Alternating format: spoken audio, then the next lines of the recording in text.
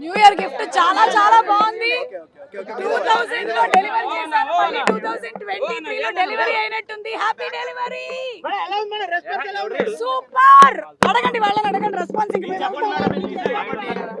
అంటే నేను మదర్ గా అయితే వెరీ వెరీ హ్యాపీ, యాంకర్ గా అయితే చింపేశారు. అంతే అంతే. That's all. Thank you so much. Thank you. అందరూ సినిమాని చూడండి, ముఖ్యంగా నాలాంటి యూత్ సినిమాని చూడండి అమ్మా.